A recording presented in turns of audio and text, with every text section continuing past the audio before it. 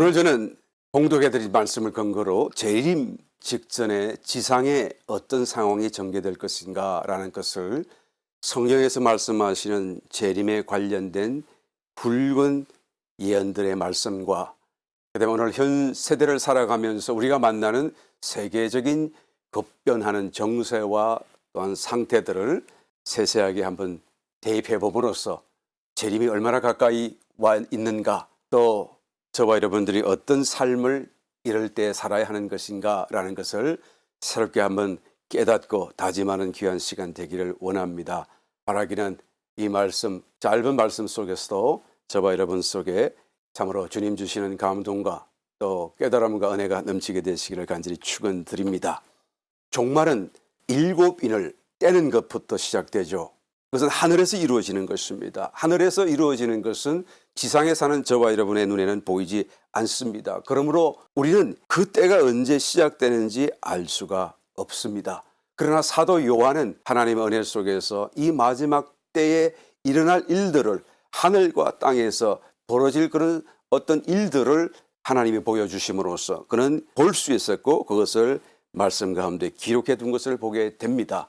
그 말씀을 의지하여 우리 한번 벌어질 상황을 미리 한번 살펴본다고 한다면, 하늘에서는 수를 셀 수 없는 천사들의 무리가 지금 운집해 있습니다. 그 중앙에 보호자가 있죠. 그 보호자에는 아주 신비로운 신성한 영광스러운 빛이 녹색과 붉은색을 띠며 광채스럽게 빛나는 것을 보게 됩니다.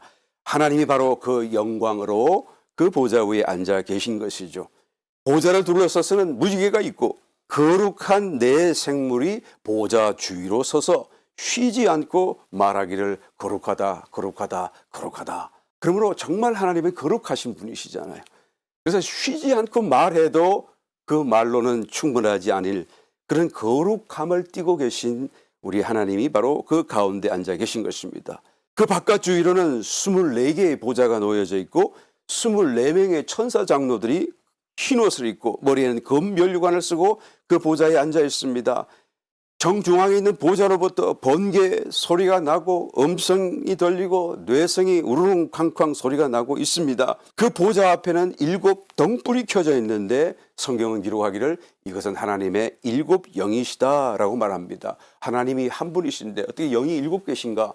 아마 의아스럽게 생각하시는 분 계실지 모르겠습니다만 이것은 한 영이신데 그 한 영이신 하나님의 영이 7 갈래로 빛을 내고 계신 거예요. 그래서 7 등불이다, 7 영이시다 라고 말하죠. 마치 성소에 금등대가 세워져 있는데 그 금등대는 안으로 다 7가지 등불이 다 연결되어서 하나의 지체를 가진 것을 보여주지 않습니까? 마찬가지로 하나님의 영이 이제는 7 영으로 지금 성령의 역사가 더 강력한 순간이다라는 그런 의미 속에서 7 가닥으로 더 밝은 빛을 내고 계시다라는 그런 의미인 것입니다.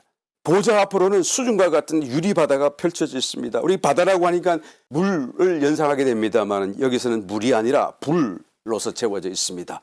그래서 꺼지지 않는 영원한 불, 둘째 사망이죠. 영원한 불못이죠. 바로 그것이 하나님의 보좌 앞에 수정과 같이 유리바다가 되어 펼쳐져 있는 것을 보게 됩니다. 보좌에 앉으신 하나님의 오른손에 책이 들려 있습니다. 그 책에는 안과 밖으로 다 글이 쓰여져 있고 7 인으로 봉해져 있습니다. 어린 양이신 그리스도께서 그 책을 받으시고 인을 하나씩 떼기 시작하십니다. 그럴 때 네 생물과 24 장로들은 어린 양 앞에 엎드려 경배를 드립니다. 또 만물들은 찬양하며 노래를 하기를 합당하시도다. 보좌에 앉으신 이와 어린 양에게 찬송과 존귀와 영광과 능력을 세세토록 돌릴지어다. 그랬더니 네 천사가 아멘, 24 장로들이 또한 아멘 하면서 그 앞에 엎드려 경배를 드리죠.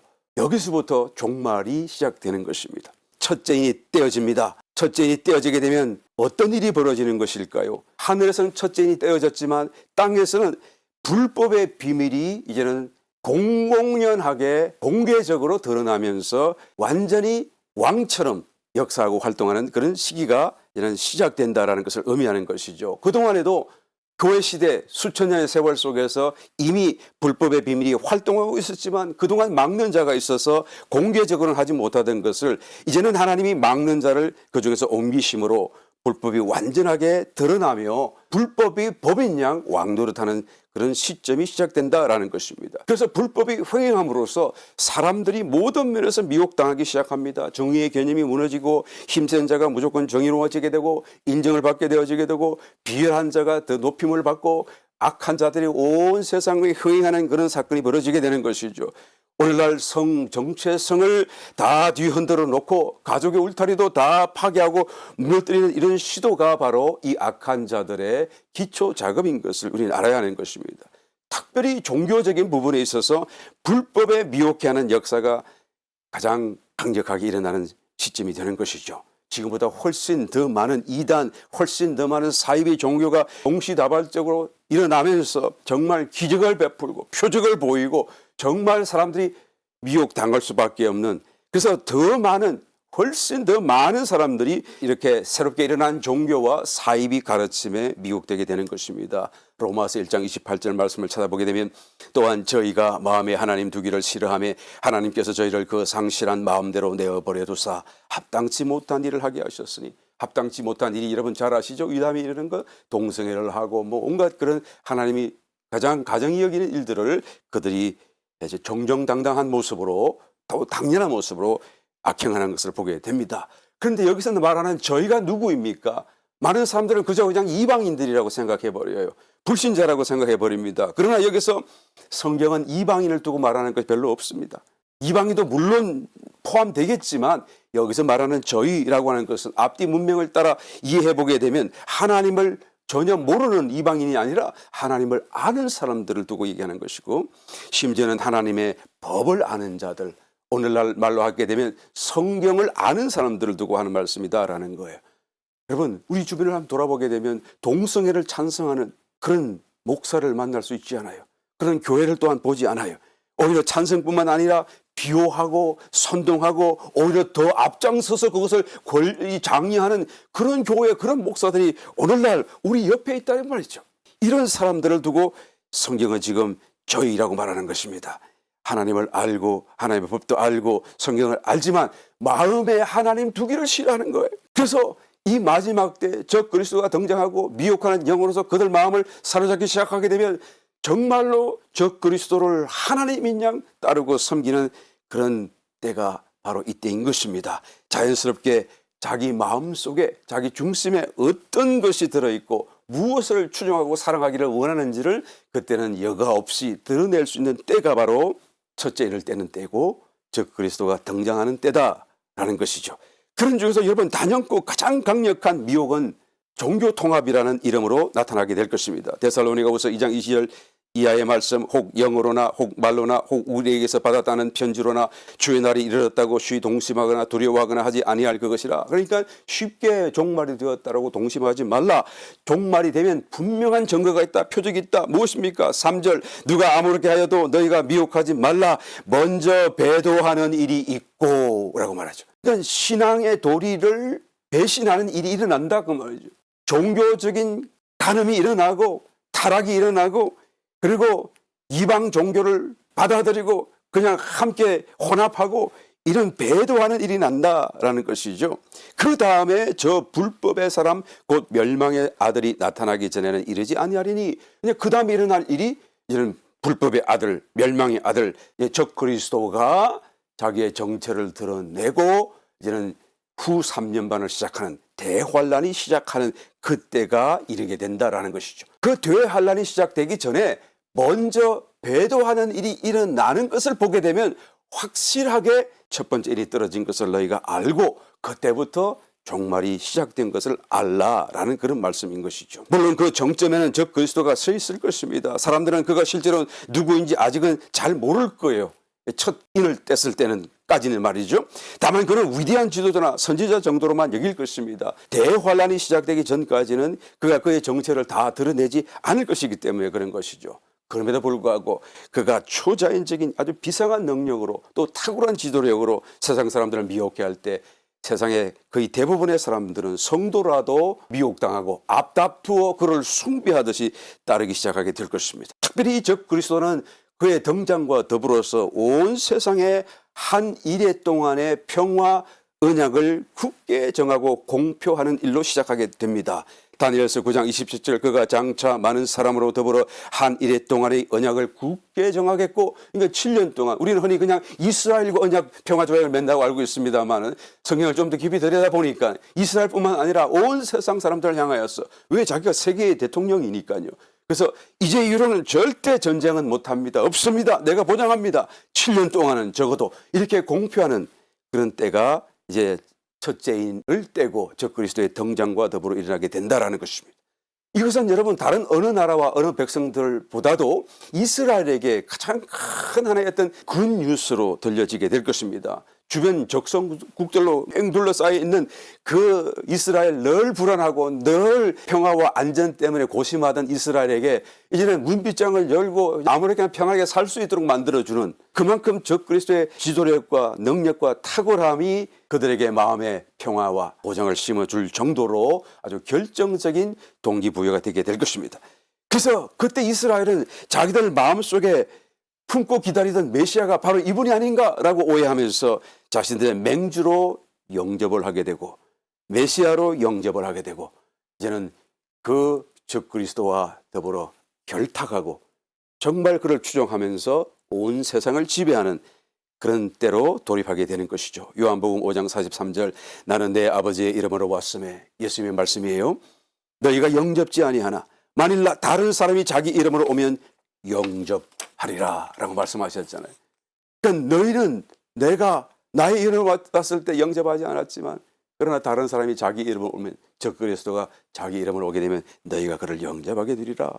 이스라엘은 여러분 그를 의지하면서 지체하지 않고 그들의 마음에 있는 오랜 수고인 제3성전 건축을 위해서 예루살렘에 자리 잡고 있는 이슬람 사원인 황금돔 그 바위 사원을 무너뜨려 버리고 그 자리에 적시로 제3성전을 순식간에 완공합니다. 도무지 일어날 수 없는 일인데 이제는 적그리스도의 백그라운드를 믿고 이제는 전쟁 못하니까 말이죠. 우리 안에 있으니까, 우리 울타리 안에 있으니까 예루살렘이 밀어버리고 하는 거예요.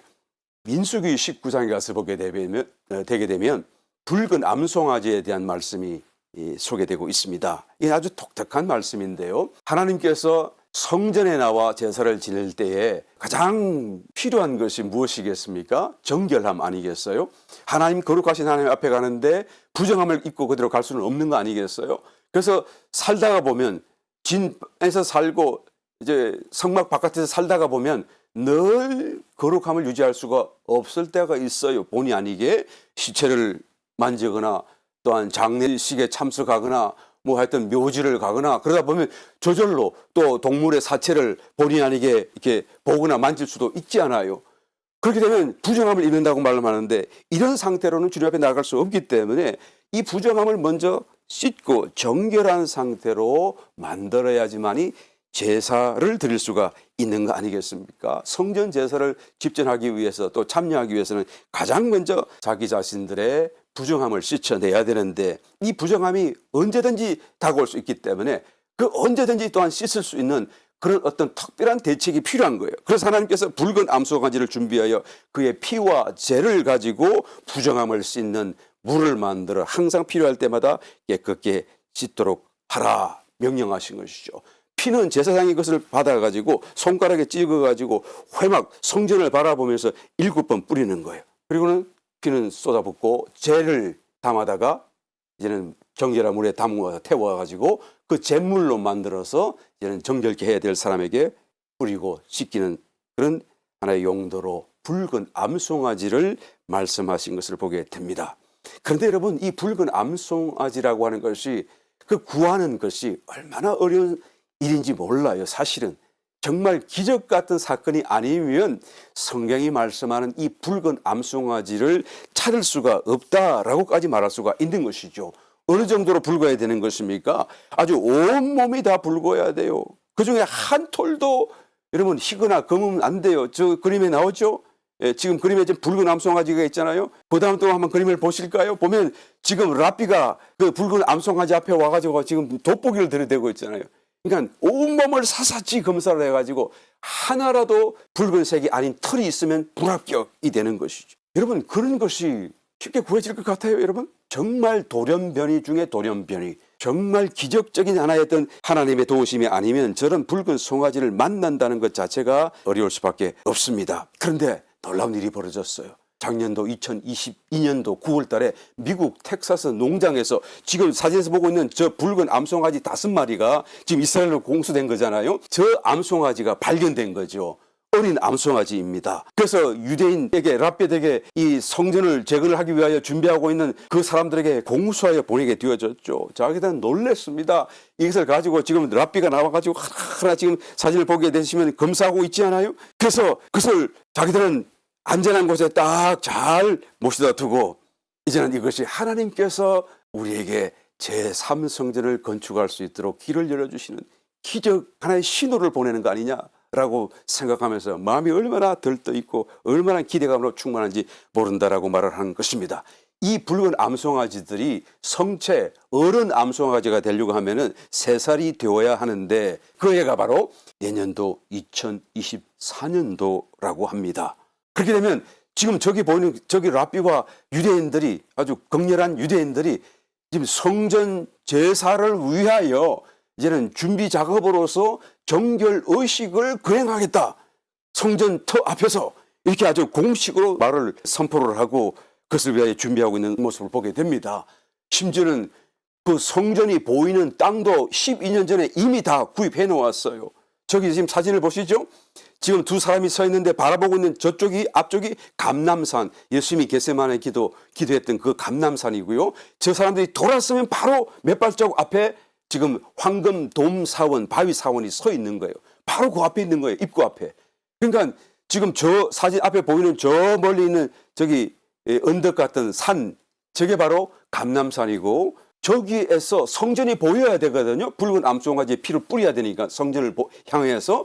그래서 저 땅을 12년 전에 저 사람들이 이미 다 사비를 들여서 구입 완료해 두고 있다는 것이죠. 그뿐만 아닙니다. 정결한 제사장들도 벌써 9명이나 준비시켜 놓았다고 합니다.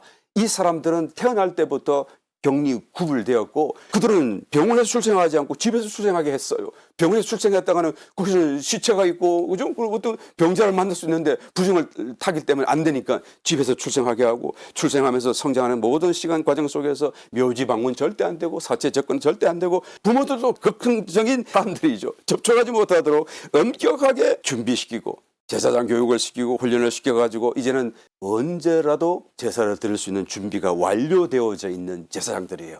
그것도 9사람이나 만약 한 사람이 불의로 사고를 당하거나 또는 불의로 부정하게 되거나 그러면 또 다른 사람이 있고 또 다른 사람이 있고 완벽하게 절대 실수할 수 없도록 완벽하게 여러분 성전이 보이는 땅도 준비되었죠. 거기서 잡을 붉은 암송아지도 준비되었죠. 정결한 제사장들도 준비되었죠.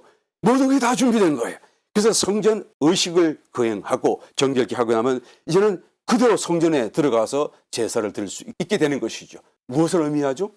아직도 황금 돔 사원이 그 자리에 서 있는데 성전 의식을 거행한다는 것은 성전이 선다는 얘기죠. 성전이 서고 또한 성전 의식을 거행하는 것인데 그런데 이 사람들은 이 모든 어떤 안배가 하나님께서 우리에게 곧 성전을 주실 것이라고 믿고 2024년도에 우리는 이 성전 의식을 이제는 거행하겠다라고 이제 선포를 하고 말을 하더라는 것이죠. 정말 할 수 있을까요? 미국에 있던 어떤 언론인이 신문사가 가서 그들과 인터뷰를 한 것을 제가 한번 읽어본 적이 있습니다. 당신들은 이것이 가능하다고 생각합니까? 주변을 돌아보세요. 저 이슬람 사원, 이슬람 모든 이슬람 믿는 그 종교인들이 저게 최고의 성지를 여기는데 당신들이 저기서 무너뜨릴 수 있을 거라고 생각합니까?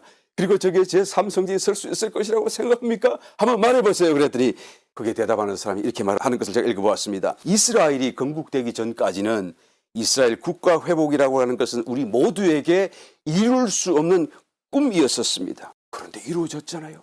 지금 제3성전이 건축된다는 것도 이룰 수 없는 꿈입니다. 우리도 그것을 알아요. 우리에게도 여전히 이룰 수 없는 불가능한 꿈이라는 것을 알고 있습니다. 그러나 이루어지게 될 것입니다. 그러더라고요. 나도 모르게 아멘 이런 소리가 날 정도로 말이죠. 그런 말을 하더라고요. 여러분 정말로 2024년도에 성전 의식이 거행될까요? 아니면 그것을 조금 더 연기를 하고 성전이 지어지기를 기다렸다가 그 의식을 거행하게 될까요? 하여튼 모르겠습니다만은 2024년도라고 말을 하고 있는 것을 볼 때 얼마 남지 않았다라는 것을 우리는 짐작할 수밖에 없습니다. 이하간에 여러분 제3성전이 완공되는 것을 본다면 하늘에서는 이미 우리가 볼 수 없는 하늘에서는 첫째인이 떨어졌다라는 것을 분명히 알아야 되는 것입니다. 그래서 이 세상 중에 이런 일들이 일어나는 거예요. 벌써 종말이 시작된 것입니다. 그 다음에 둘째인이 떨어지게 되죠. 첫째인이 떨어지기 이전부터 적그리스도가 등장하기 이전부터 지상에는 처처에서 동시다발적으로 전쟁이 발생하고 테러가 발생할 것입니다. 그래서 종말로 진입하는 그런 무대가 벌써 형성될 거예요. 중공이 대만을 쳐서 공격에 들어갈 것입니다. 그 다음에 북한이 남한을 공격할 거예요. 안 했으면 좋겠어요. 처처에서 테러와 국지전, 인도와 파키스탄 갈등 여러분 아시죠? 아주 심각합니다. 중공의 그런 위구르 민족들이 한 200만이 모여 사는데 얼마나 갈등이 심합니까? 핍박이 또 심합니까? 견딜 수 없습니다. 폭발할 거예요. 이 터키에 있는 쿠르드족, 터키인의 총 인구의 20%를 차지하는 굉장한 숫자죠. 그런데 그 사람들은 터키 민족과 다른 민족이에요. 다른 언어를 씁니다. 쿠르드 언어를 쓰는 거예요. 그런데 터키 속에 갇혀서 핍박당하면서 살고 있는데 이 사람들이 가만히 있겠어요? 지금도 계속 테러를 일으키고 싸우고 있는데 그때가 되면 이제 얼마 있지 않게 되면 막 폭동같이 일어나게 될 것입니다. 미얀마 속에 있는 로힝야라고 하는 민족, 적은 소수 부족이지만은 정말 갈등이 심합니다. 이런 모든 것들이 동시다발적으로 막 테러와 더불어 전쟁이 되어서 발발하게 될 것입니다. 이미 러시아가 우크라이나를 공격해 들어간 것을 우리가 보고 있지 않습니까? 이것은 본래 전쟁이랄 수 없는 정말 순식간에 끝날 수 있는 그런 게임이었었는데 그런데 이것이 자꾸 길어지고 있습니다. 알고 봤더니 러시아와 우크라이나 사이의 전쟁이 아니라 이제는 우크라이나 뒤에 백그라운드에 미국이 있고 유럽을 중심으로 서방 진영이 돕고 있고 또 러시아와 또 이슬람권과 또 중동과 반서방 반미 그런 어떤 세력들이 이제는 그냥 거대하게 보이지 않게 뒤에서 지금 암투를 벌이고 있는 싸움이 되어져서 이 싸움이 정말 점점 더 길어지고 커져가고 언제 끝날지 알 수 없는 전쟁으로 비화되고 있는 것을 보게 됩니다. 러시아는 이 전쟁을 통해서 국력을 크게 소진하게 될 것이고 또 내부적으로 불안정한 그런 위기를 맞이하게 될 수밖에 없을 것입니다. 그러나 그럼에도 불구하고 반드시 최종적으로 러시아는 우크라이나를 이길 것입니다. 정복하든지 아니면 속국으로 삼든지 이 전쟁에서 반드시 승리하게 될 것입니다. 왜 그런가요? 성경에 보니 둘째인이 떨어지게 되면 큰 전쟁이 일어날 것을 예언하고 있는데 그 전쟁에 러시아가 가장 중추적인 역할을 해야 되기 때문에요. 그래서 러시아가 사라질 수 없고 러시아가 패배할 수가 없어요. 이런 와중에 이란과 이스라엘 간의 핵 갈등으로 인하여서 이스라엘이 이란의 핵 시설을 공격하게 될 것입니다. 이란은 불과 얼마 전 제가 기억하기로 한 달 전으로 알고 있습니다. 사거리 2000km를 날릴 수 있는 탄도미사일을 쏘아 올렸어요. 실제로 방송으로 보여주었습니다. 이 사거리 안에는 이스라엘 전역이 다 포함될 뿐만 아니라 그 멀리 더 너머에 있는 이집트 일부까지도 포함될 수 있는 분명한 이스라엘 공격용인 그런 아주 강력한 하나의 폭탄이 될 수가 있는 것이죠.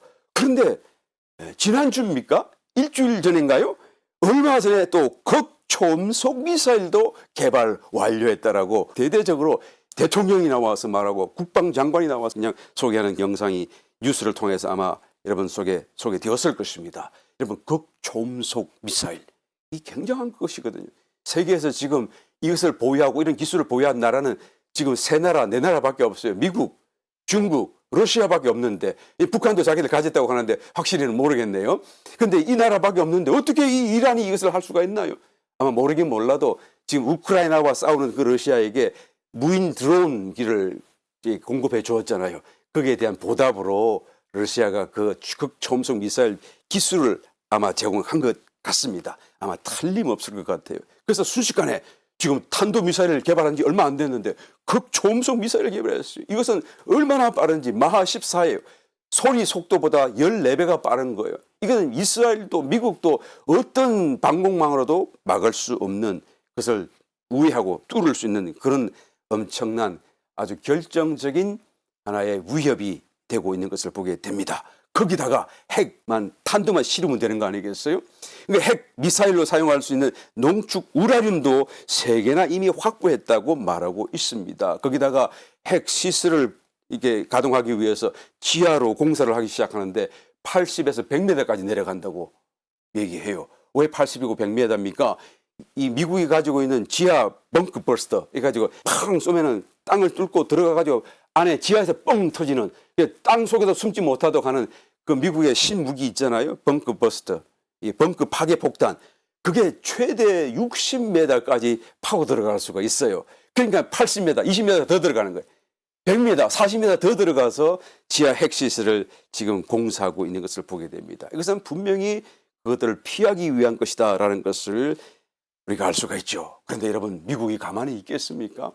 핵 합의가 지금 무산되고 또 이스라엘과 이게 맹약을 맺고 있는 미국이 그것을 가만히 보겠습니까? 이스라엘은 더더구나 가만히 있지 않을 것입니다. 이 공사가 끝나기를 지켜만 보고 있지는 결코 않을 것입니다. 반드시 공격해요. 그것이 바로 올해도 될 수 있고 내년도 될 수 있어요. 정말 아주 짧은 시간 안에 이 일이 반드시 일어나게 될 것입니다. 이란은 이스라엘의 공격을 받고 자국의 핵시설이 분명히 파괴될 것입니다. 그런데 적극적으로 반응하지 못하고 복수하지 못해요. 오늘날 이와 같은 전쟁을 그림자 전쟁이라고 그러잖아요. 섀도우 워라고 그래가지고 분명히 그냥 와서 그냥 기습적으로 탁탁하고 확 숨어서 도망가 버리니까 이게 분명히 이스라엘이 한 것을 알겠는데 증거가 없고 또 명분을 말하여 대대적인 전면전으로 돌입할 수도 없고 그래서 치고 빠지고 이런 그림자 전쟁. 그것을 바로 통해서 이란은 자국의 핵시설이 파괴되게 될 것을 말씀해주고 있는 것이죠. 이란은 적시로 반격하지 못합니다. 그러나 복수할 기회를 기다리게 되겠죠.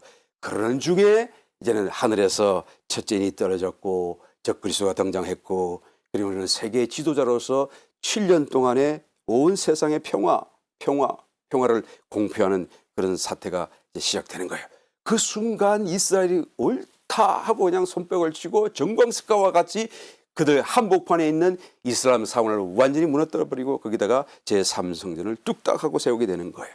바로 그 사건이 끝나고 나면 둘째인이 하늘에서 떨어집니다. 그동안 자국의 핵시설이 파괴된 이후로 절치부심하면서 때를 기다리고 있던 이란은 그들의 황금돔 사원이 무너졌고 그 자리에 제3성이 세워진 것을 통하여 종교적으로 분노를 격발시키면서 주변의 거의 모든 이슬람권 국가들을 선동하게 되고 연합군을 형성하게 되죠. 그리고는 이스라엘을 일격필살 한 방에 끝내겠다라는 각오로 기습적으로 침공에 들어가게 되는 것입니다. 이 기습적 침공은 얼마나 번개 작전이 되는지 이스라엘도 눈치채지 못하고 심지어 미국도 첩보전에서도 눈치채지 못할 정도로 순식간에 일어나는 번개 작전이 될 것입니다. 즉 그리스도가 공표한 전 세계 평화, 언약 7년 동안 아마 그것 때문에라도 방심하고 마음을 놓고 있어서 그럴지도 모르겠습니다. 여하튼 그런 사건이 벌어져요. 이란은 러시아의 강력한 우분 아니겠습니까? 러시아는 이 사실을 알고는 반서구 이슬람 국가들의 맹주로서 어쩔 수 없이 그 전쟁에 합류하게 됩니다. 지금 우크라이나와 전쟁에서 힘이 빠지고 국력이 소진되고 전부 다 불안정 사태로 있음에도 불구하고 다시는 지금 전쟁은 곧바로 하지 못하겠다 함에도 불구하고 그러나 이슬람권의 맹주로서 이 전쟁에 억지로 합류할 수밖에 없어요. 성경은 말합니다. 에스겔서 38장 2절 이하의 인자야 너는 마곡 땅에 있는 곳 로스와 메섹과 두발 왕에게로 얼굴을 향하고 그를 쳐서 예언하여 이러기를 주 여호와의 말씀에 로스와 메섹과 두발 왕고가 내가 너를 대적하여 너를 돌이켜 갈고리로 내 아가리를 꿰고 너와 말과 기병 곧 내 온 군대를 끌어내되 완전한 갑옷을 입고 큰 방패와 작은 방패를 가지며 칼을 잡은 큰 무리와 그들과 함께한 방패와 투구를 갖춘 바스와 구스와 북과 고멜과 그 모든 떼와 극한 북방의 도갈마 족속과 그 모든 떼 곧 많은 백성의 무리를 너와 함께 끌어내리라.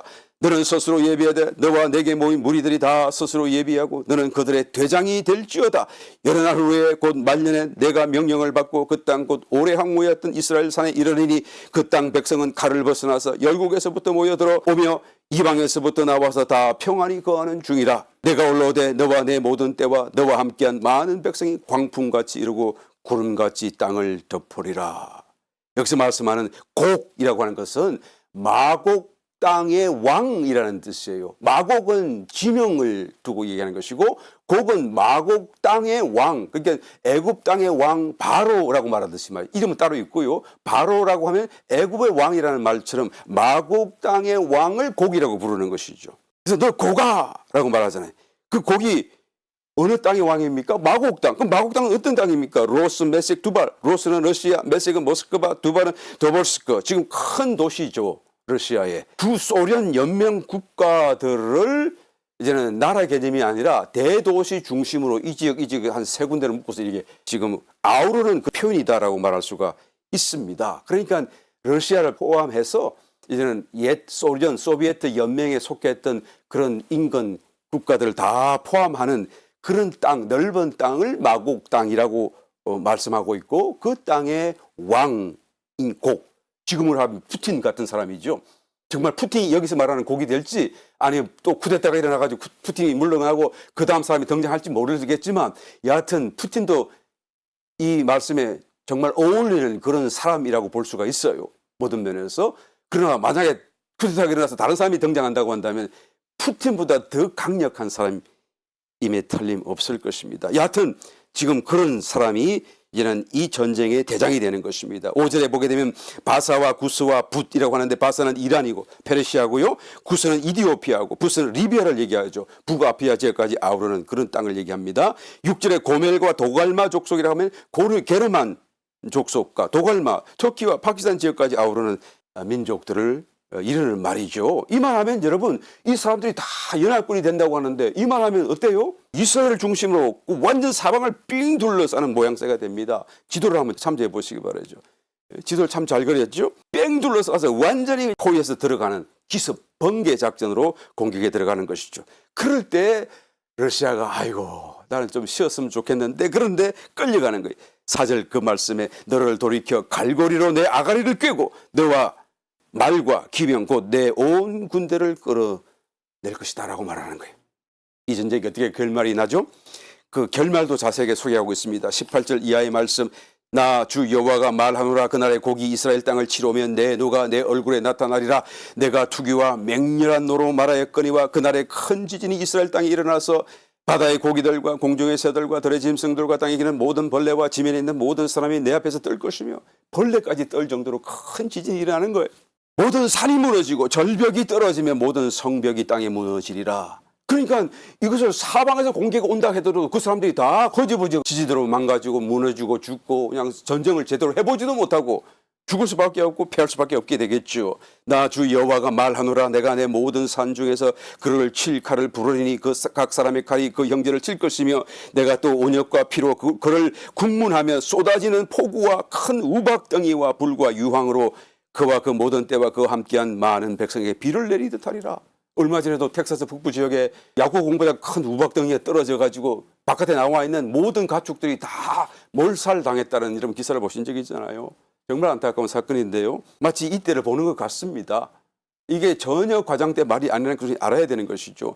여기서 말하는 큰 지진이 일어나는 것과 그 다음에 나중에 계속해서 인을 떼고 6째 인을 떼게 되면 또다시 큰 지진이 일어나는데 그때 일어나는 상황과 또한 묘사된 상황이 지금 이 에스겔서에서 소개하고 있는 이 큰 전쟁과 매우 흡사해요. 그때 보게 되면 온역이 있고 피가 있고 폭우가 쏟아지고 큰 우박덩이와 불과 유황으로 뒤덮인 그런 지상의 상황을 묘사하고 있는데 바로 그때까지 이 전쟁이 지속될 것이다 라는 것을 짐작케 하는 부분이죠. 둘째 인을 딱 뗐을 때 이 전쟁이 시작됐는데 그런데 시작된 이 기습 전쟁이 이제는 지진과 하나님의 분노로 인해서 계속해서 해서 언제까지요? 6째 인을 뗄 때까지 계속 이 전쟁이 진행되어지다가 처절하게 심판 가운데 그들은 패배를 당하게 되겠죠. 그래서 전쟁은 진행되지만 하늘에서는 계속해서 셋째 인을 뗍니다. 검은 말이 등장을 하고 기근을 또 지진을 일으킨다는 것을 의미하죠. 또 넷째 인을 또 뗍니다. 연이어서 청황색 말을 탄 자가 나타납니다. 그 말의 탄 자 이름이 사망이라고 말을 하죠. 그러니까 이게 얼마나 많은 사람이 죽을지 여기서 짐작할 수 있는 부분입니다. 땅 4분의 1이 죽임을 당한다라고 말을 합니다. 아마 모르긴 몰라도 온 세계 땅의 4분의 1이라는 개념보다는 유대 이스라엘 중심으로 이렇게 하나님의 심판이 행해지는 그 지역, 또 적그리스도의 통치 지역을 중심으로 4분의 1이라고 말하는 것이 아닌가, 저는 그렇게 생각이 되어집니다. 하여간 어마어마한 숫자의 사람들이 이 짧은 순간에 죽임을 당하는 그런 심판을 받게 되는 것이죠. 그럼에도 불구하고 이스라엘은 하나님의 기적적인 도우심으로 승리를 얻게 됩니다. 러시아와 이슬람 연맹은 하나님의 분노하심으로 인해서 돌이킬 수 없도록 처참하게 패배를 당하게 되죠. 그 마지막 모습은 어떻습니까? 성경이 얼마나 자세하게 예언하고 있는지 모릅니다. 에스겔서 39장 9절 이하의 말씀, 이스라엘 성읍들의 거한 자가 나가서 그 병기를 불피워 살아대 큰 방패 작은 방패 활과 살과 몽둥이와 창을 취하여 7년 동안 불을 피우리라. 그죠? 그 불 때문에 10절 이와 같이 그 병기로 불을 피울 것이므로 그들이 들에서 나무를 취하지 아니하며 삼림에서 벌목하지 아니하겠고, 자기들은 평소에는 땔감으로 불을 피우고 화로를 불태우는데 이 전쟁 이후에는 그들이 수구하고 노력하는 적군들의, 이슬람 연합군들의 또 러시아의 군대의 어떤 무기들을 노력하여서 그걸로 불을 피우는데 7년 동안 피운다는 거예요. 여러분, 7년 동안 타는 땔감이 있나요? 없습니다. 이것은 무슨 의미하죠? 핵 연료를 얘기하는 것이겠죠. 그러니까 이때가 되면 핵을 마치 소형 배터리로 만들어 가지고 그 핵 무기를 가지고 소총을 쏘는 그런 어떤 무기를 개발하는 것 아닌가라는 것을 한번 짐작해 볼 수 있는 부분입니다. 여하튼 그렇게 해서 그것을 수구해서 자기 집에서 배터리로 불피우는 도구로 사용하는데 7년 동안 쓰는 거예요. 11절 그날에 내가 곡을 위하여 이스라엘 땅 곧 바다 동편 사람의 통행하는 골짜기를 매장지로 주리니 통행하던 것이 막힐 것이라. 사람이 거기서 곡과 그 모든 무리를 장사하고 그 이름을 하몬곡의 골짜기라 일컬이라. 아예 그냥 매장지를 딱 정해서 주시는 거예요. 얼마나 많은 사람이 죽을지 말이죠. 그리고 다른 사람이 통행을 못해요. 왜 그럴까요? 핵 방사선 때문에 그렇게 했죠. 그리고 그것을 시체를 발견하면 이렇게 표를 탁 세워놓고 사람이 신고를 하게 되면 그것을 거두는 사람들이 또 방호복을 다 입고 와가지고 거두고 가고 그렇게 되겠죠. 그러니까 이것을 정화하는데도 7달 동안을 장사를 하게 되고 그 땅을 정결케 하게 할 것이다 라고 말하는 것입니다. 그러니까 이 전쟁이 얼마나 크고 그 무기가 얼마나 어마무시하고 굉장할 것인가라는 것을 짐작해 보는 것입니다. 세계 전쟁은 아님에도 불구하고 이제까지 있어왔던 세계 전쟁 그 이상의 전력과 화력과 그런 어떤 모습으로 이것이 치루어질 것임을 우리가 보게 되는 것이죠. 그 다음에 하늘에서 또한 쉬지 않고 5째 인이 떨어집니다. 이 5째 인이 떨어지게 되면 요한계시록 6장 9절 이하의 말씀, 5째 인을 떼실 때에 내가 보니 하나님의 말씀과 저의 가진 정거를 인하여 죽임을 당한 영혼들이 제단 아래에 있어, 땅 속에 있어, 그 말이죠. 큰 소리로 불러 가로되 거룩하고 참되신 대주제여 땅에 거하는 자들을 심판하여 우리 피를 신원하여 주지 아니하시기를 어느 때까지 하시려나이까 하니 각각 저에게 흰 두루마기를 주시며 가라사대 아직 잠시 동안 쉬되 저희 동무종들과 형제들도 자기처럼 죽임을 받아 그 수가 차기까지 하라 하시더라 라는 것이죠. 그 수가 차기까지 이제는 순교가 이제는 자행되도록 하나님께서는 기다리시는 거예요. 왜 막지 않으시나요? 사실 순교가 하나님께도 그들에게도 말할 수 없는 영광이 되는 거예요. 사실은요. 끔찍한 사건이긴 하긴 하지만 여하튼 순교자를 하나님께 따로 대우하시고 또한 따로 반열로 만드시는 것처럼 말이죠. 순교 받을 자가 있는데 너희들처럼 그 영혼이 또한 너희와 함께 그 수가 차기까지 기다리라 라고 하시고, 이 5째 인을 뗐을 때, 그러니까 이때가 되게 되면 지상에서는 순교가 대대적으로 일어난다라는 것을 우리가 예상할 수가 있습니다. 누가복음 21장 12절 말씀을 보게 되면 이 모든 일 전에 내 이름을 인하여 너에게 손을 대어 핍박하며, 이 모든 일 전이라는 이것은 6째 인을 떼기 전에 앞뒤 문명을 보게 되면 그런 뜻이거든요. 그러니까 너에게 손을 대어 핍박하며 회당과 옥에 넘겨주며 임금들과 관장들 앞에 끌어갈 것이다. 이 회당이라고 하는 것이 시나고그잖아요. 그러니까 유대인들 회당을 얘기하는 거거든요. 임시 성전 같은 곳이죠. 그래서 이런 시나고그에 사람들을 넘겨준대요. 그럼 예배 처소인데 말씀을 가르치는 곳인데 왜 거기다가 사람을 데려갑니까? 왜 거기다가 그냥 신문을 하게 합니까? 유대인들이 얼마나 이때 적그리스도와 등에 업고 힘이 강력해지고 세계를 위해 군림하면서 적그리스도를 도와가지고 적그리스도 미워하고 유대인들도 미워하는 예수 믿는 사람들을 잡아다가 핍박하고 심판하고 옥에 집어넣고 죽이고 하는 사건이 벌어질 것을 여기서 볼 수가 있는 것입니다. 그러면 첫째 인으로부터 넷째 인을에 이르기는 동안에 이미 온 세상이 대혼동 속에 휩싸이고 있을 것임에도 불구하고 그런 와중에도 성도를 핍박하고 죽이는 일은 여러분 정말 모질고 끈질기게 멈추지 않을 것임을 보게 되는 것이죠.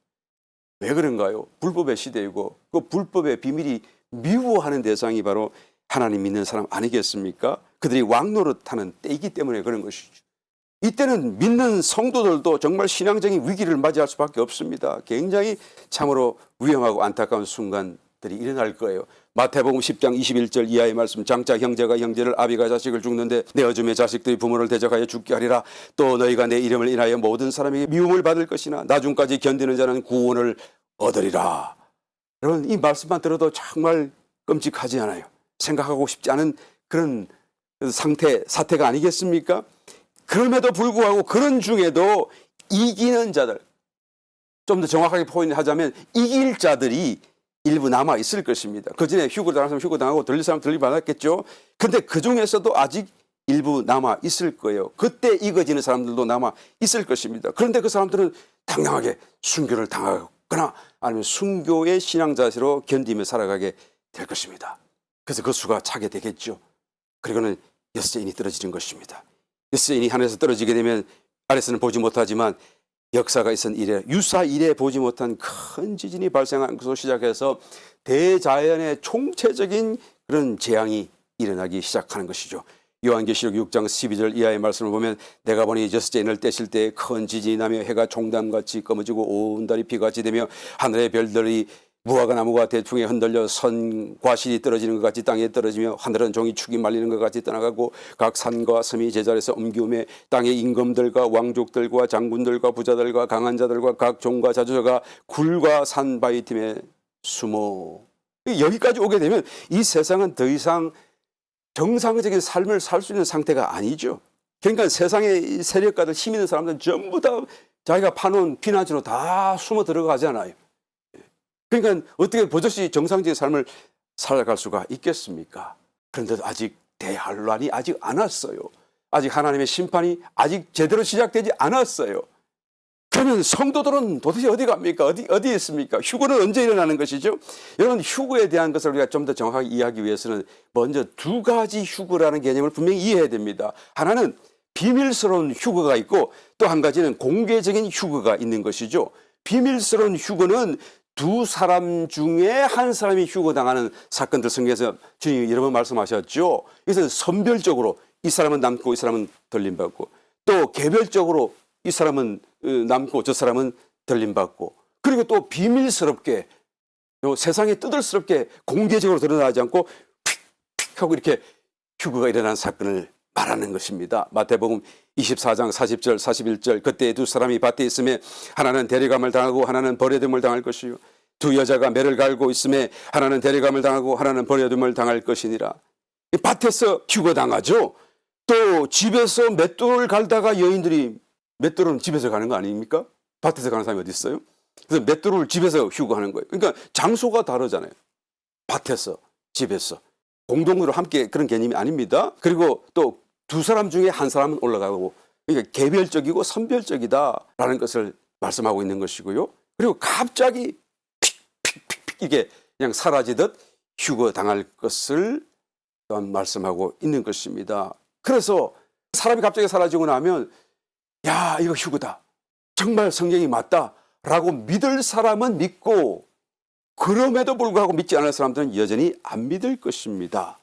여전히 보고도 듣고도 회개하지 않을 거예요. 누가복음 17장 34절 내가 너에게 이르노니 두 밤에 두 남자가 사실은 맨이라는 뜻이거든요. 그러니까 이것은 남자라고 해석하면 정확한 해석이라 할 수가 없고 그냥 두 사람이라 그 말이 맞아요. 이 말을 두 남자가 한 자리에 침대에 누웠다 그러니까 야 이 동성애가 이거 괜찮은 거 아니냐 이렇게 말하는 동성애 옹호한자 이 말 자꾸 가지고 가는데요. 여기 지금 우리 옛날 성경만 이렇게 두 남자라고 돼 있고 다른 우리 개역 성경이나 또 다른 영어 성경들은 전부가 다 two 아니면 two person 이런 식으로 해석하고 있는 것을 볼 수가 있습니다. 오해해서는 안 됩니다. 두 남자가 한 자리에 누워 있으면 하나는 데려감을 당하고 하나는 버려둠을 당할 것이요. 두 여자가 함께 매를 갈고 있으면 하나는 데려감을 당하고 하나는 버려둠을 당할 것이니라 라고 말하죠.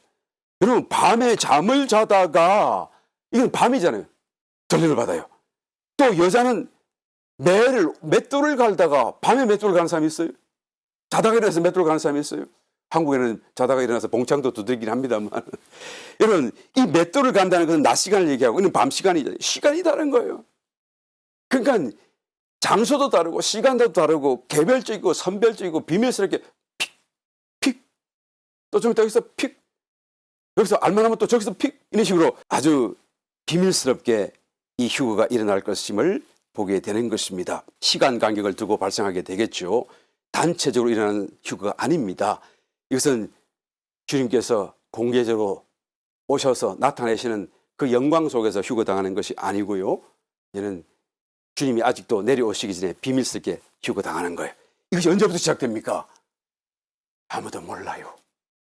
이것을 성경이 정확하게 전혀 귀띔해 주지 않습니다.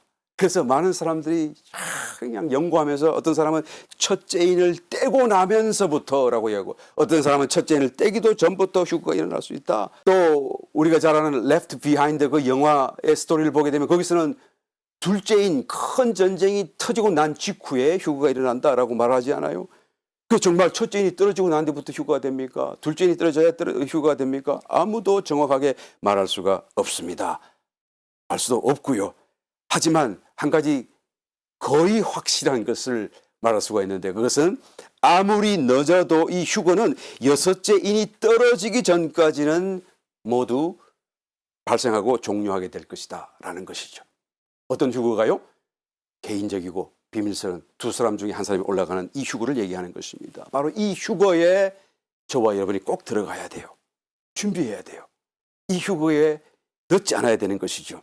공개적인 휴거처럼 하늘로 푹 보는 데서 이끌려 올라가는 그런 휴거가 아닙니다. 이 휴거는 팍팍 하고 사라지듯이 그냥 정말 실종 사건 같이 보여지는 휴거예요. 아마 이때가 되면 폭증할 것입니다. 실종 신고가요. 경찰서 같은데. 그래서 외계인이 나타나고 외계인이 데리고 왔다 하는 온갖 루머에 세상이 어지럽기 시작할 것입니다. 동시에 단체적으로 휴거되는 것이 아니기 때문에 사람들이 이것을 두고 봤다 못 봤다 믿겠다 못 믿겠다 온갖 입씨름을 하게 되는 어지러운 때가 바로 이때가 되겠죠. 여러분 휴거라는 개념은 이제 수확 추수의 개념인 것이죠. 농사꾼이 어떤 곡식을 수확합니까? 들에 나와서 보고 아직 다 곡식 익을 때가 아닌데 익은 것이 있다고 한다면 그걸 그냥 두겠어요? 수확하죠. 익은 순서대로 수확하지 않겠어요? 그러니까 먼저 수확하는 자들이 바로 이때에 부분적으로 두 사람 중에 한 사람은 휴거당하는 사람들의 휴거에 해당되는 것입니다. 그 다음에 남아있는 공개적인 휴거가 있죠. 이것이 우리가 일반적으로 알고 있는 그런 휴거입니다. 사실은 이 휴거보다도 이 앞에 있는 이 비밀스러운 휴거가 더 중요하고 더 우리가 반드시 알아야 되는 휴거인데요. 그런데 이 공개적인 휴거는 나중에 이제는 휴거되는 대다수의 곡식들이라고 할 수가 있겠죠. 이것은 단체적이고 공개적이고 보여지고 주님도 보여지고 그다음에 이 성도가 올라가는 것도 보여지고 그리고 일시에 동시에 공적으로 샥 몸이 변하는 것까지 보이고 사람들이 다 쳐다보게끔 되는 그런 휴거가 바로 이 공개적인 휴거. 예, 나중에 일어날 이제는 단체적인 휴거. 우리가 일반적으로 말하고 이해하고 있는 그 휴거의 사건인 것이죠. 그런데 이 휴거는 여러분 대환란이 끝나가는 무렵에 일어나는 그런 휴거예요. 두 사람 중에 한 사람 휴거, 이 비밀스러운 휴거는 대환란 오기 전에 일어나는 것이고 대환란 끝막바지 일어나는 것은 공개적인 휴거죠. 그러니까 사람들 지상에 있는 불신자들이 다 쳐다보고 적 그리스도도 쳐다보는 가운데 일어나는 휴거가 바로 공개적인 휴거인 것입니다. 나중에 일어난 이 공개적인 휴거에는 지상에 남아있어서 대환란을 통과하지만 왜 통과하죠? 그때까지 아직 잊지 못했기 때문에요. 그래서 살아있어요. 아직까지는. 순교도 아직 안 당하고. 그래서 어떻게 잘 숨어서 피해가지고 이제는 순교도 당하지 않았지만 아직 다 읽지를 못했어요. 그래서 살아있으면서 지상의 그 막바지 대환란의 막바지까지 살아남아 있는 성도들이 다 해당될 것입니다. 이때는 휴거의 대상자들이 남아있는 모든 성도예요. 모든 성도. 데살로니가전서 4장 16절 17절 주께서 호령과 천사장의 소리와 하나님의 나팔로 친히 하늘로 쫓아 강림하시리니 그리스도 안에서 죽은 자들이 먼저 일어나고 그 후에 우리 살아남은 자도, 그죠? 우리 살아남은 자도, 그렇게 얘기하잖아요. 이미 살아있으나 죽은 자도 있겠죠. 그렇지만 살아있으면서 이제는 지상에 남은 자를 얘기하는 거예요. 저희와 함께 구름 속으로 끌어올려 공중에서 주를 영접하게 하시리니. 어디 있어요? 공중에서요. 구름 위에 있어요.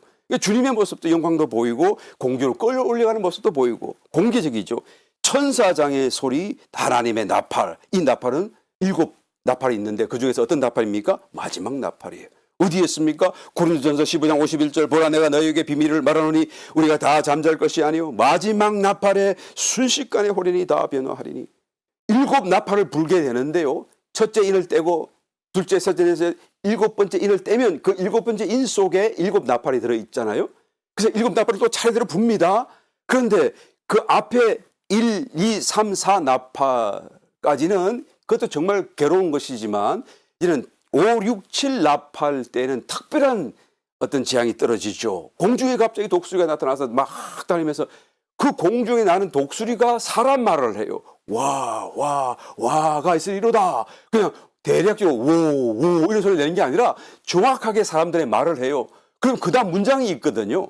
워 하는 게 아니라 to the people who dwells on the earth.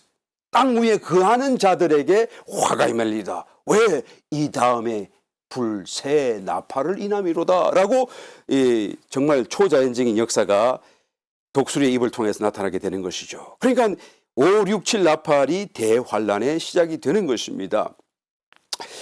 마지막 나팔에 순식간에 호련히 다 변화하리니 나팔 소리가 나매 죽은 자들이 썩지 아닐 것으로 다시 살고 우리도 변화하리라. 그러니까 보세요. 이때 대환란 막바지 때에 이제는 휴거, 대단히 휴거, 단체적 휴거가 일어날 것을 말해주고 있지 않습니까? 요한계시록 14장 14절에도 이것을 그대로 묘사해 주고 있습니다. 연결되죠? 또 내가 보니 흰 구름이 있고 구름 위에 사람의 아들과 같은 이가 앉았는데 인자이신 주님이시겠죠? 구름에 계십니다. 그 머리에는 검 면류관이 있고 그 손에는 이한 낫을 가졌더라. 또 다른 천사가 성전으로부터 나와 구름 위에 앉은 이를 향하여 큰 음성으로 외치가로되 내 낫을 휘둘러 거두라. 거둘 때가 이르러 땅의 곡식이 다 익었음이로다 하니 구름 위에 앉으시니가 낫을 땅에 휘두름에 곡식이 거두어지니라. 이 낫은 천사들, 파송하는 천사들이 가서 땅에 가서 확 사람들을 이제 믿는 사람들을 이제 곡식들, 알곡들 거두어 올리는 사건이 벌어지는 것이죠. 이것을 마태복음 22장 혼인잔치로 주님이 미리 말씀해 주셨습니다.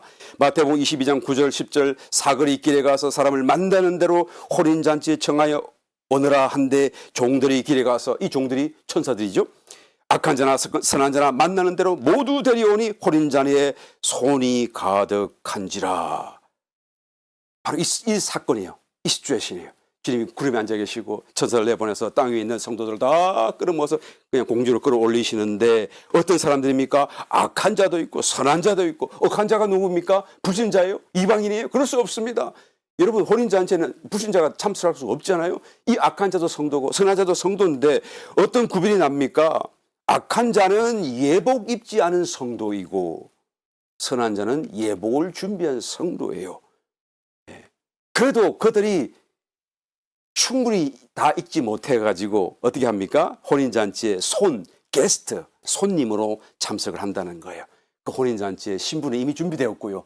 벌써 그 전에 휴거된 사람들 중에 있겠죠. 아니면 그 전에 이 사건이 일어나기 전에 죽었던 사도시대 때로부터 있는 어떤 사람들이 있겠죠. 그런 사람들이 신부이고 이제는 이 사람들은 그 혼인잔치에 손님으로 참석을 하게 되는 것입니다. 그래도 얼마나 축복된지 모르고 그래도 얼마나 이것이 참으로 다행이고 또 감사할 일인지 모르는 것입니다.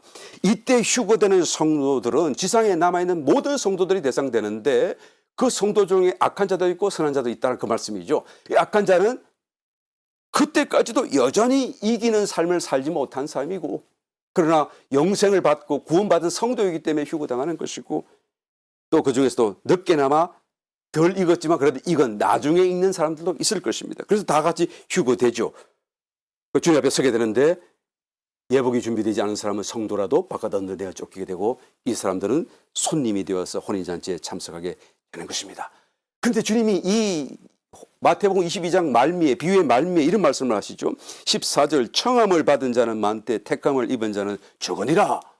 여러분 이 말씀 속에 결국은 성도를 다 끌어올렸는데 보니까 나중에 이기는 자들 숫자보다도 이기지 못하는 사람이 그 대환란을 통과하면서도 더 많다는 뜻이에요.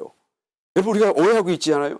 대환란을 통과하게 되면 정신을 차리고 막 신앙생활 열심히 하고 다 준비될 것이다, 있게 될 것이다 막 그렇게 생각하는데 그렇지 않습니다. 오히려 그 대환란 기간 동안에 여러분 신앙적인 묵상도 할 수 없고 성숙할 수 있는 어떤 시간이나 환경이 열어지질 않아요. 사느나 죽냐 우리 매일 그 순간을 당하기 때문에 거기서 신앙 성숙을 기대한다는 것은 정말 어리석은 일입니다. 그러니까 대환란을 통과함으로써 저절로 이길 것이다 이런 망상을 버려야 되는 것이죠. 언제 이길 수 있나요? 지금 이겨야 돼요. 지금부터 시작해야 돼요. 지금이 그때고 지금이 은혜 받을 만한 때고 지금이 준비할 수 있는 훈련할 수 있는 광야 기도로 훈련하고 영적인 그런 거룩한 것을 연습할 수 있는 때라라는 거예요. 저는 개인적으로 말하지만 또한 얼마 있으면 여러분 우리가 아직도 휴거 사건이 일어나지 않았다고 할지라도 이 세상이 얼마나 시끄럽고 정신없을지 몰라요. 그때가 되게 되면 우리도 아마 이런 훈련과 성숙을 이루기에는 힘들 수도 있을 것이다 라는 것을 생각하면서 지금부터 날마다 죽는 순교자의 삶을 우리는 살아가야만 되는 것입니다. 그래서 그때가 오기 전까지 준비되어야 돼요. 다시 우리 하늘에 벌어지는 상황을 돌아가서 보게 되면 요한계시록 8장 1절로 일곱째 인을 떼실 때 하늘이 반시 동안쯤 고요하더니 이제는 모든 것이 이제 마지막이다 그 말씀이에요. 내가 보매 하나님 앞에 시위한 일곱 천사가 있어 일곱 나팔을 받았더라. 천사들이 도열했고 각자의 손에 일곱 나팔을 쥐어주는 것입니다. 이 나팔을 불려고 하는데 불기 전에 다른 천사가 금향단의 향을 피우고 향로를 가지고 제단 불을 담아다가 땅을 향하여 하늘에서 부어버리게 되죠. 그랬더니 뇌성이 나고 번개, 음성, 지진이 나는 거예요. 땅에서 우르릉 캉캉 땅이 갈라지고 소리가 나고 눈에 보이고 귀에 소리가 들리고 대환란이 아직 시작되지 않았어요. 일곱째 인을 떼고 첫째 나팔을 아직 안 불었으니까요. 대환란이 아직 시작되지 않았어요. 그런데 그 시작되기 전에 이 지상에 다시 한 번 더 우르릉 캉캉 이런 것이 보이고 들리고 손에 잡히는 거예요. 왜 그렇습니까? 하나님이 다시 한번 마지막 경고를 하시는 것이 기다려 주시는 거예요. 회개하라는 것입니다. 그런데 회개는 안 하죠.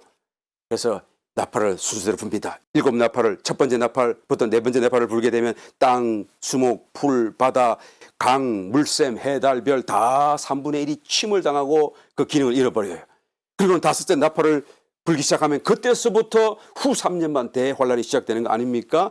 앞에까지 3분의 1을 쳤던 것을 나머지 3분의 1을 다 재앙과 심판으로 이제는 채워지는 시간이 바로 이 대환란 시기인 것이죠. 다섯째 나팔을 불고 여섯째 나팔을 불고 일곱째 나팔을 불므로써 아주 철저하게 다 심판 가운데 이제 망가지고 부서지고 무너져 버리는 사태가 벌어지는 것입니다. 땅에서 마지막으로 이제는 아마겟돈 전쟁이 일어나고 하늘로부터 하늘이 열리고 백마를 타신 주님이 내려오시는 거예요. 눈은 불꽃 같으시며 성경의 묘사를 보니까 사도 요한이 본 모습을 보니까 머리에는 많은 면류관이 있고 또 그 뒤로 무수한 성도들이 구름처럼 희고 깨끗한 세마포를 입고 그들도 백마를 타고 그 애들을 따라 이제는 내려오고 있는 것을 사도 요한이 보았다라고 기록해 주고 있습니다. 바로 그 대열에 저와 여러분이 반드시 함께 있어야 돼요. 바로 그 백마를 타고 따르는 그 대열 속에 저와 여러분들이 함께 있어야 되는 것입니다. 준비하시기를 바라고 그 준비하는 그 시간이 바로 우리 앞에 오늘이고 많이 남지 않았다라는 것을 다시 한 번 더 절절히 말씀을 드리면서 우리가 함께 마음을 다잡고 새롭게 고쳐 잡아서 우리의 신앙의 이유와 목적이 무엇이고 무엇을 향하여 가야 할 것인가라는 것을 다시 한번 깨달으시고 우리의 각오를 새롭게 다져서 정말로 이 길을 향하여 온 힘을 다하여 뛰어갈 수 있는 저와 여러분 되시기를 주님 오시는 그날에 정말로 백마 타고 내려오는 그 무수한 구름 같은 성도의 그룹 속에 저와 여러분들이 다 들어있게 되시기를 또 그렇게 되실 줄을 믿음으로 선포하고 감사드리면서 주님 이름으로 축원드립니다.